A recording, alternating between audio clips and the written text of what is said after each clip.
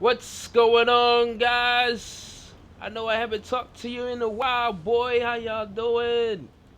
Anyway, I like to keep my videos short. I don't like to keep them like 30-minute long and shit like wooden potatoes. I probably watch maybe like 2 minutes of his video, then I skip through like 15-minute mark, and then after 30 minutes, I'm done watching that shit. I don't like long ass videos, so I just want to get straight to the point of what I'm talking about. So, for those that don't know, there is an event coming out for World versus World. If you don't know about it, it is called World versus World Core Swap Special Event. It is on the main page of the Guild Wars 2 site. I'm not going to link it or anything. You can just go directly there and see it. But we're going to talk about that a little bit in this video. Just going to go over what it says real quick. It says, as the old saying goes, you never truly know your enemy until you've defeated them and stolen their profession skills. You can finally put this wisdom into practice in your everyday life during the World vs. World Core Swap special event from July 5th, that is this Friday, to July 12th, that is next Friday. Defeating an enemy player in World vs. World will spawn a glowing orb over their corpse for a short time. Claiming the orb will grant you some knowledge of your enemy's profession. You'll retain your own weapon skills and gain access to a special skill that allows you to use healing utility elite skills of the defeated player profession. Alright, so let's talk about that real quick and how that may be broken and may be unbalanced and may bring some excitement to World vs. World. So, if you've played Guild Wars 1, this kind of brings back memories because if you remember in Guild Wars 1, if you didn't play it, um, in Guild Wars 1, you could play as a warrior and you could also have another class. So, a lot of people played Warrior Monk, a lot of people played Ranger, Dervish, and Mesmer. So you can make multiple classes and you can swap classes on the fly. So you didn't have to make 2, 3 different characters. You know, you could just change your profession within the game. There's like a profession person you could talk to. So this event kind of adds that aspect, that Guild Wars 1 aspect to World vs. World.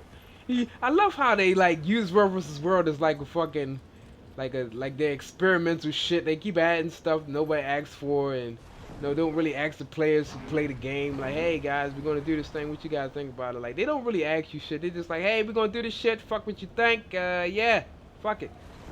They don't really make that much money out of World vs. World, so I can see where they come with that attitude. They're just like, I don't really gonna give a fuck about your opinion. I'm just gonna add this shit. Like what they did with the War Claw. Didn't add no balance to the shit. Just added like a 10,000 health base, mount that can just outrun everybody. You can't outrun a War Claw. If you get trapped or hit in combat, basically you gotta fight the War Claw. You can't really do nothing. So anyway, I digress. So for example, it says that the skills that you will get when you defeat a player, for example, like a thief, it says you'll get withdrawal, that's their heal. Scorpion wire, that's a utility. Blinding powder. Scorpion wire is a they added a new thing to it where it has like it has what is it? What word I'm looking for? It has damn, I can't even think of the word. It has ammo, so you can use it multiple times. Blinding powder is to break stun stability, and it gives you area stealth.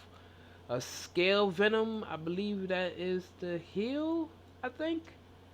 I'm not sure. I forgot. And Thieves Guild is the elite. So they give you a couple skills. All right, let's. I'm gonna go into it real quick. Where's Scale Venom? This is Scale Venom. Applies, vulnerability and torment. Of course, you won't have their traits, so you won't have the cooldown reductions and all that. All you'll have is just their utility. So I'm assuming that, when I kill a thief, I will get extra skills that will be like in this area instead of just replacing all my skills completely with, thief shit, like which is would be stupid and nobody would want that. So of course you would want, your base utility skills and the extra skills that you get from the player that you killed. So this is Scale Venom, it's AoE, vulnerability and torment. So that might work good on like condition classes. You know, like a Necro, Scourge, you know, one of those condition classes. I'm not sure. Mesmer has, you know, pretty good, you know, Condi skills, so that might not be, you know, a good swap out. This is Withdrawal. This is the heal. It's on a 14-second cooldown. It may, I think it might be lower because I'm running the traits. What is it without the traits? 18 seconds. So it's an 18-second evade backwards heal. It clears. Condition, chill, cripple, mobilize, and torment. Mind you guys, I'm recording this video at 2:35 a.m. in the morning. So my brain is a little retarded. I know I keep saying and ums because, you know, I'm fucking retarded right now. So just bear with me as I'm making this video at 2 in the morning. What else I want to talk about? Revenants. My main concerns are Revenants because they're all of their skills, they require energy, and I'm not really sure how they would function on other, you know, classes like a warrior. So and you only get their base skills, so you won't get the elites like Herald. So you won't get Glint and you won't get Renegade.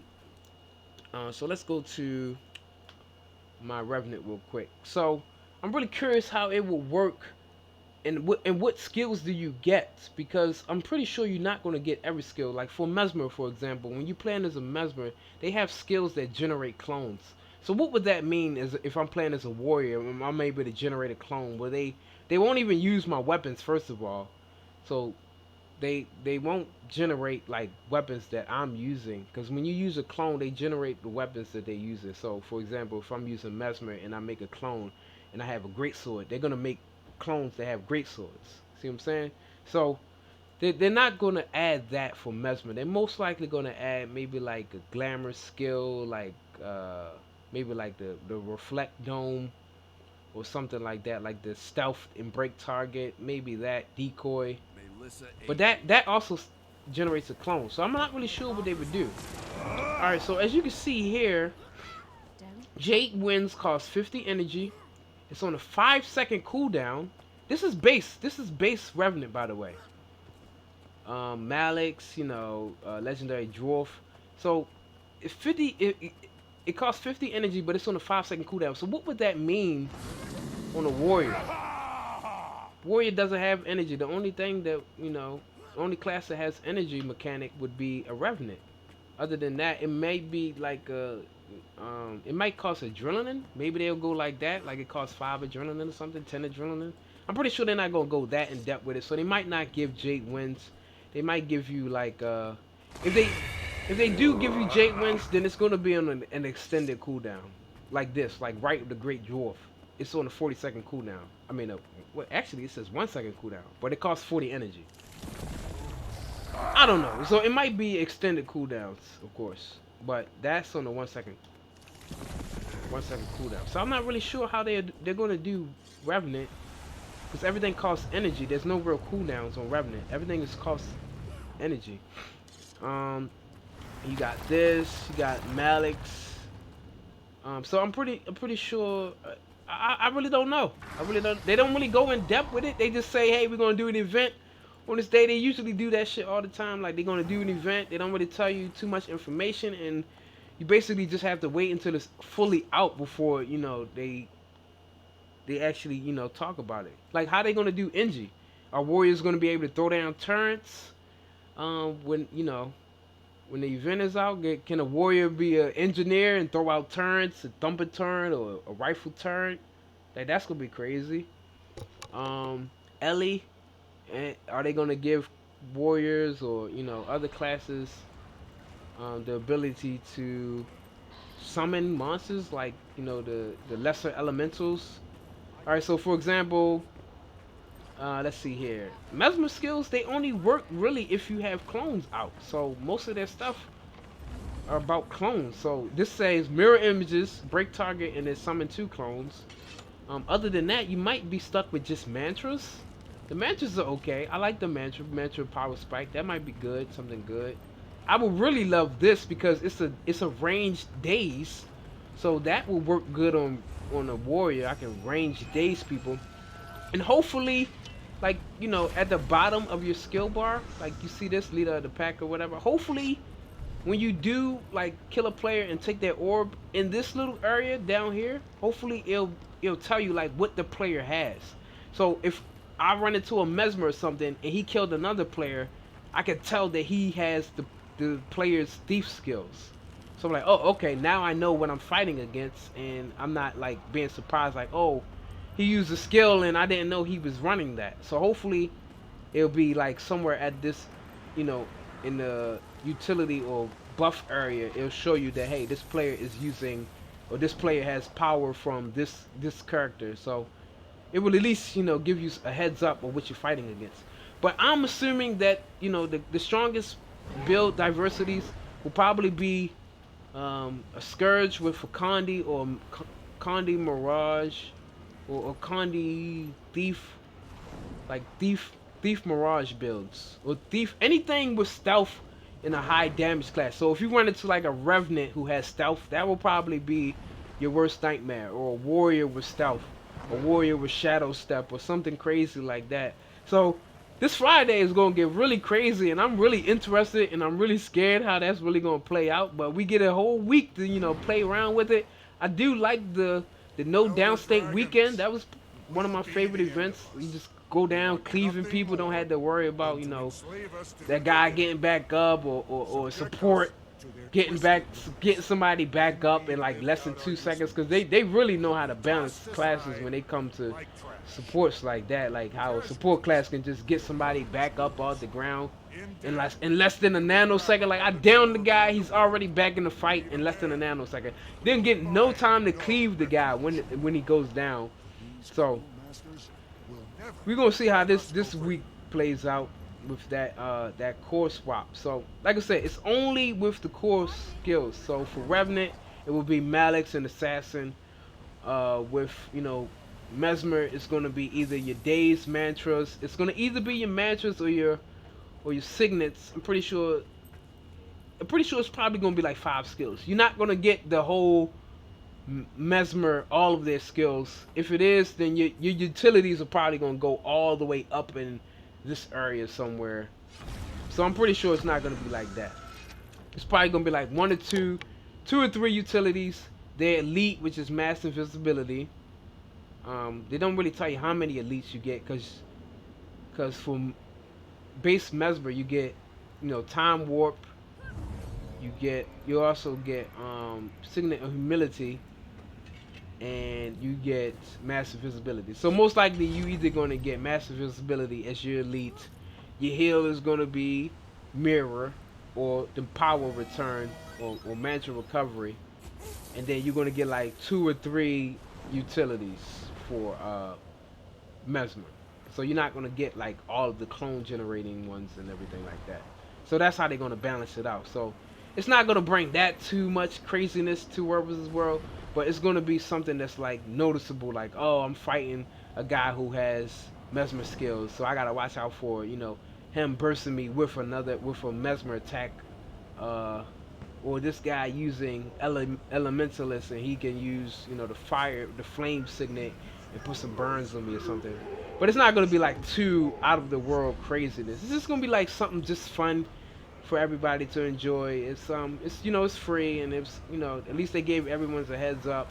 I'm really, you know, concerned about when the next balance patch is, for real. That's what I really care about. Like, what are they going to fucking balance these goddamn soul beasts that have like 25 stacks of stability, 25 might, 25 hours of fury and protection, and just over here one-shotting people with, you know, frostbite and goddamn rapid fires. Like, come on now.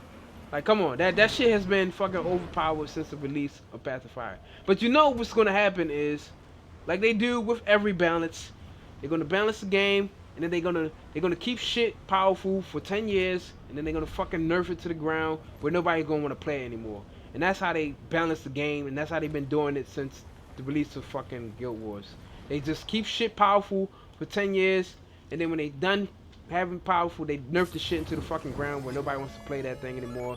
So then everybody goes playing the flavor of the month, which is either going to be Power Reaper or a condition build or a support build or a really hit you one time um, power soul beast build, which is ridiculous. Like it gives you no reaction time. They buff it to hell, and then everybody plays the same build for 2 years straight, and then I guess once they done complaining about it on the forums, then they wanna try to balance the game and be like, oh, okay, yeah, that thing was pretty kind of strong.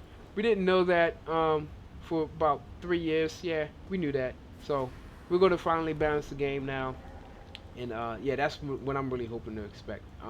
Don't fucking nerf Soul Beast to the ground.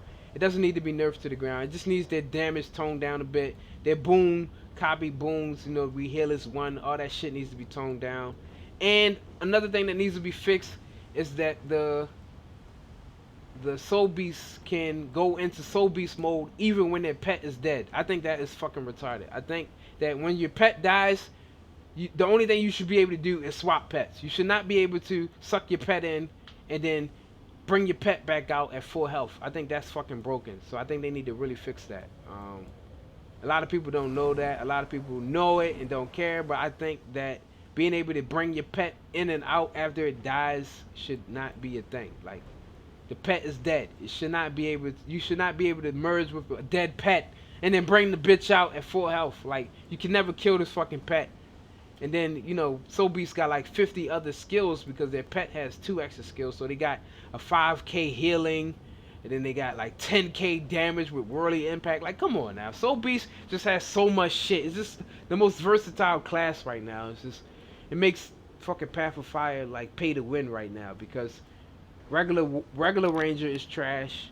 Druid is just a heal bot. Soul Beast is your damage, heals, stealth, support. It complete everything that it wants to be without having to fucking change your stats, which is ridiculous. So, anyway, that's my opinion about the World vs. World core shit. Hope you watched the video. If you didn't make it to this point, whatever. If you did, thanks for watching. I'll see you later. Peace.